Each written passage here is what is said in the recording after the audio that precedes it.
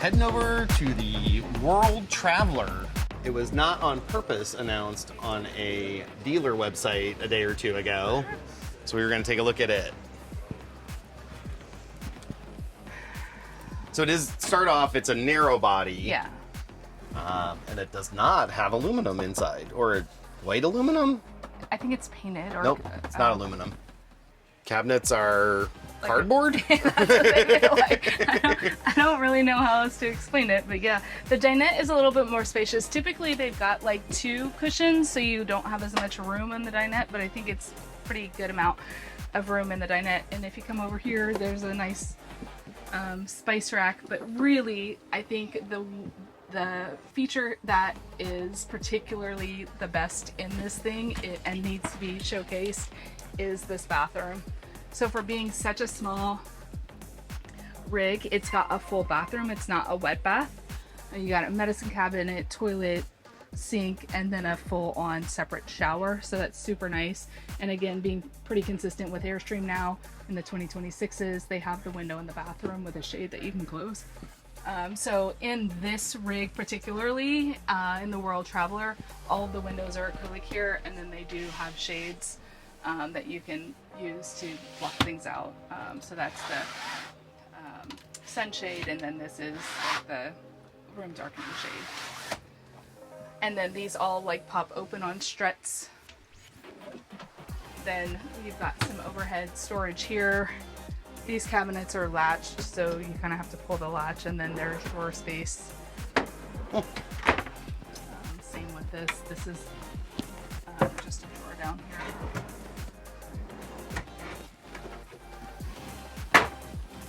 You've got to pull the latch. It's latched here. So then you've got your silverware drawer. This has a ton of storage. Yeah, they did a really good job with storage. It's, you know, I call it a mini fridge or like a little apartment fridge kind of thing. 2-burner stove.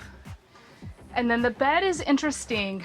We were looking at this earlier. The lights weren't turned on, so it was hard to show it. But so it's like twin beds, but you've got a little bit of a standing room here. I thought it was going to be like the base camp, how the bed's sort of folded up, but that's not what happens here. If you lift them up, it's just a whole bunch of storage happening. So they're not converted. This is all one piece, so you can't really convert them into a sofa. No, and it's the same on both sides. I'll lift this side up as well. So you got a little bit of storage, but it's nothing, you know, it's not a whole bunch. It's very shallow storage, I guess is what I should say. So like this one you can remove it and put a little bit more down here. I assume the thought process is maybe closed, but talking to other people, you know, now you're lifting up the bed every morning or that you're getting dressed. But, you know, I'm not exactly sure. I'm sure you can find reason and use for this, because when you're in a really small space, every square inch gets utilized. We did miss this a little bit. This is the microwave or convection oven, and then if I can figure this out, you do have a pretty nice sized wardrobe. So it's a little bit bigger when you have just one instead of the 2. So bigger door than the 1 door, but nice size here. You've got a fantastic fan up here and another fantastic fan down there. Oh no. This is a drawer. This is a refrigerator. Refrigerator? Yeah. So that's not the... Okay. Yeah. Someone said it's like a cabinet AC, which maybe it's, you know what it is? I'll bet under that bed is where it is, because it's all screwed down. Yeah. Are there like vents there? So I wonder if that's what it is. So that's interesting. They've got that little fridge. Yeah, so extra storage space. So this is a speaker, but then this is an air vent here. That's interesting, because that's the only vent I see. Yeah. So there's no rooftop AC, which I guess makes you a little bit shorter. Well, and then you've got the fantastic fans, which do a really good job, except when it's super hot outside. There's plenty of storage down under the seat. The sink, might I add, the sink is really small. I mean, it gives you a lot of counter space by being so small, which is nice, but it would be pretty difficult to, you know, if you had large plates or something, to wash a lot of dishes out at one time. But, I mean, that's kind of the give and take of a small trailer. You've got, not everything can be large. It does have the like Thule like step. This light is really nice at the step. I wish we had something like that on the Flying Cloud. We've got like a little light over on the side that shines down, but it doesn't do a really good job of doing anything. Single axle. Like it has another light up there. I think that's just your driving light. For lights, okay. And it's got the new It does have the new camera system on it. camera system for 2026. It does not have a rear awning. Probably Storage. intentional. It is. I think they're trying to keep the cost down on this one. Yeah. We looked at the dealer website. Looks like it's probably going to be about the same price as a 20X base camp. We're just pulling over to the side here. So in that 40 to 50 range? No, 20X, 70 to 80, I think. Oh, okay. That's funny. Your fresh water goes in down there. Your black flush is all the way over here. Is here though. Yeah. Well, that's good though. Some people like them as far away from each other as possible. Something else that I think is interesting is it does just have this single rear window in the front, single rear window in the back. It doesn't have the panoramic at all. No. And I think all told there's 6 windows, one of which is not the door. So if you notice on the door, there is no window. Just a solid door top to bottom. Yeah. Certainly if you're like doing some weekend camping or even just want to be very minimal, I think it's a good. Hey, that's it for the World Traveler. We're going to look at 3 other models that Airstream debuted at the show today. It's a Tradewind, 27-foot, an Atlas, and a new floor plan for the Flying Cloud. I think we should go look at that 27-foot Tradewind. Okay, let's do it. I don't think we need to do a full tour or anything, but they do have a 27 this year, and it is outfitted with a 5,000 watt inverter, and it has 2 ACs, unlike the 25, which is only a single AC. Yeah, that's pretty cool. Here it is in front of us, and we are gonna head on inside.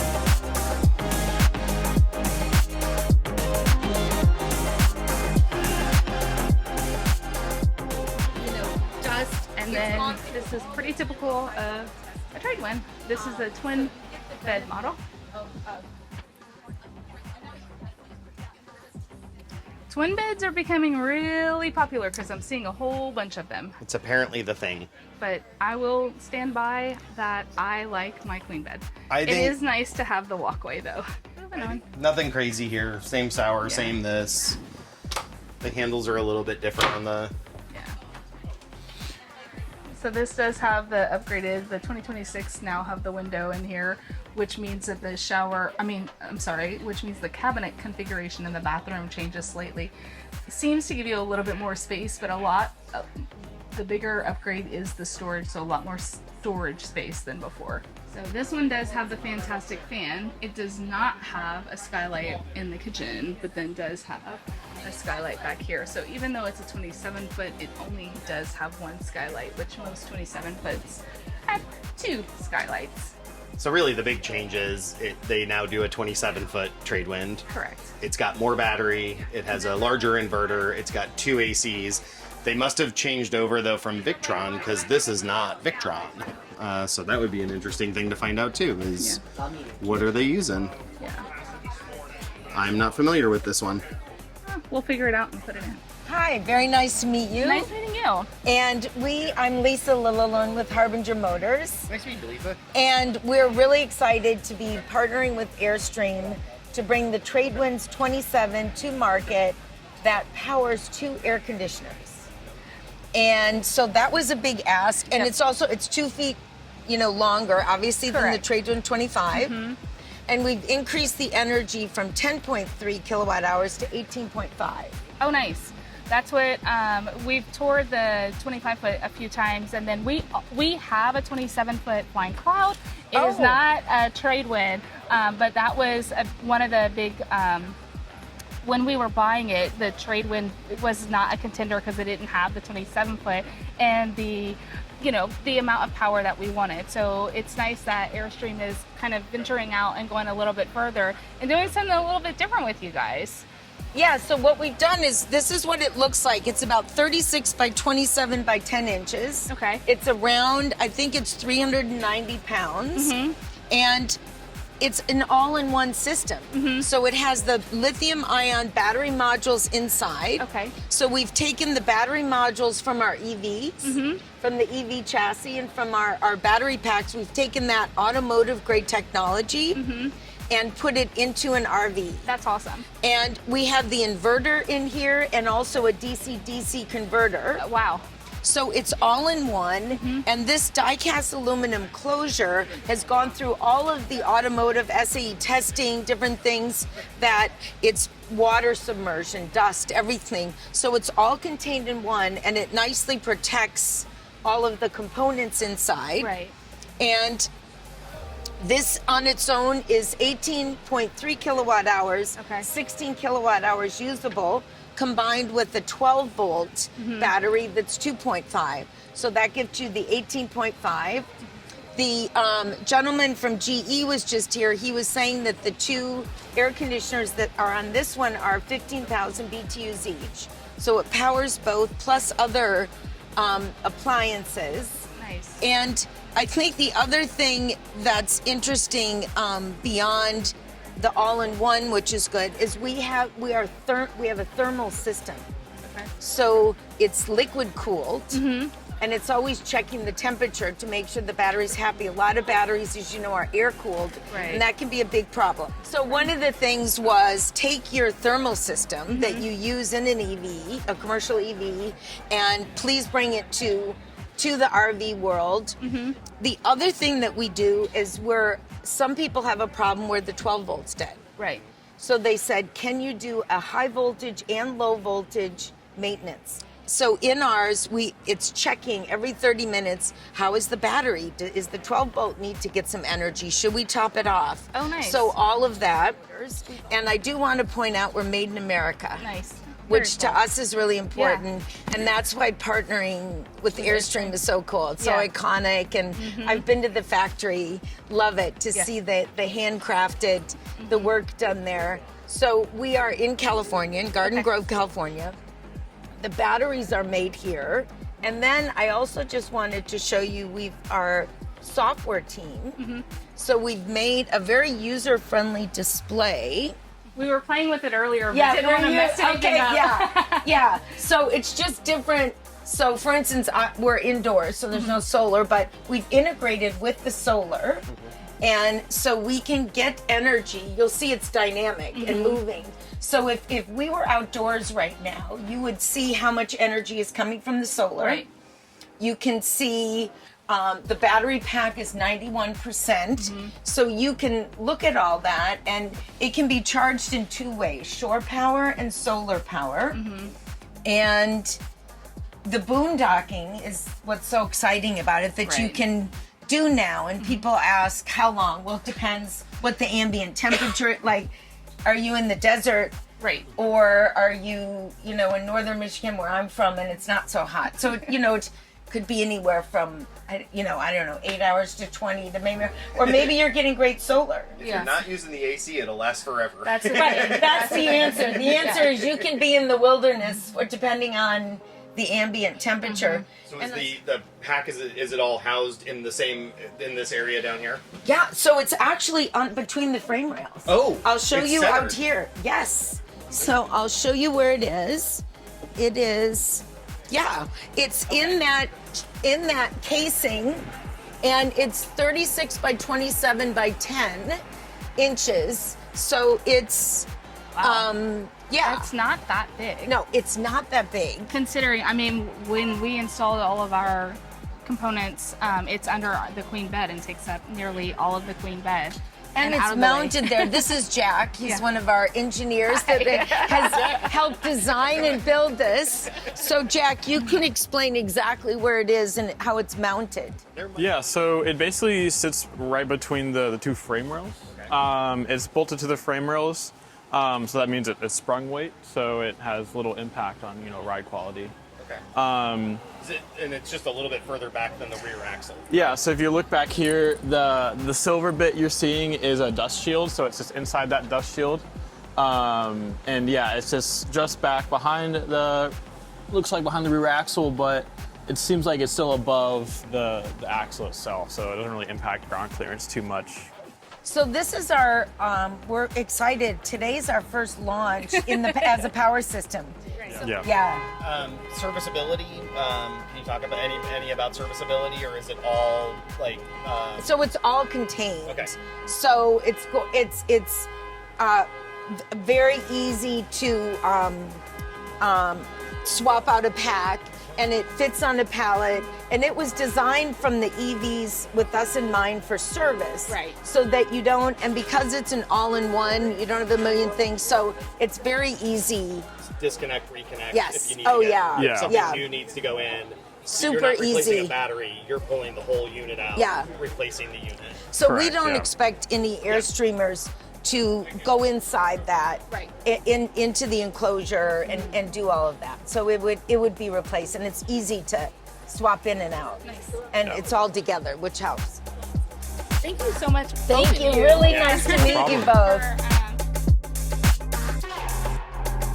Another rig that Airstream is debuting, which is kind of already out there, is the Atlas. But here's the catch. This one has twin beds instead of a queen. So we're gonna take a look inside real quick. You got storage underneath. Oh, this is the same two-tone leather that we saw at the Hershey show. So we've already kind of commented, this is really nice. Here's a timeout seat in case someone needs to be shut down. Just kidding. This is all pretty standard, but then this is where things change. So now we have a twin bed versus a queen back here.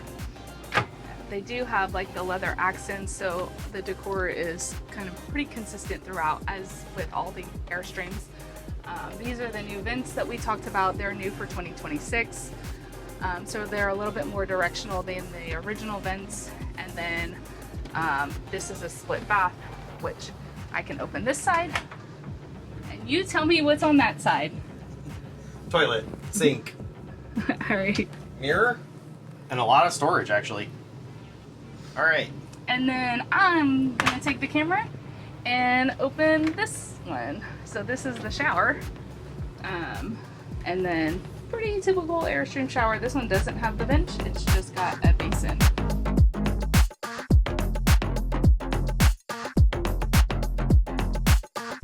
Last new trailer that Airstream is debuting at the RV show in Tampa is the 23-foot Flying Cloud.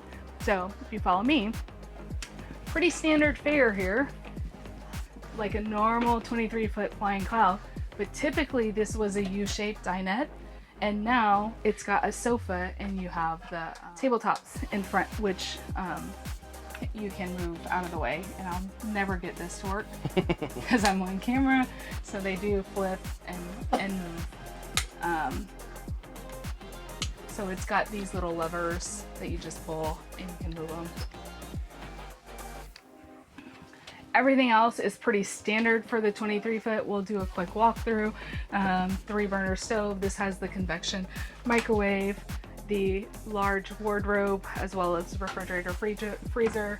This is, again, a twin bed, which is pretty consistent in the layouts recently. It seems like a lot of people are gearing more towards the twin beds, or Airstream's trying to sell more twin beds. I don't know which one people like the best. It'd be interesting if there was a poll on how many prefer twin versus how many prefer queen, because I'm gonna stick with I like my queen. You've got the overhead cabinets here, and then under the sink you've got a little bit of space with the trash can. This is your pantry, if you will. So canned goods and everything can go in here. And then I like the rear bath. The problem that I have with the 23-foot is this step up onto the toilet. It's a little bit large for me, but so Nick's feet touch the ground. When I sit on it, they don't necessarily touch the ground, and I don't like feeling like I'm riding on a roller coaster while in the bathroom. And then this is the separate shower.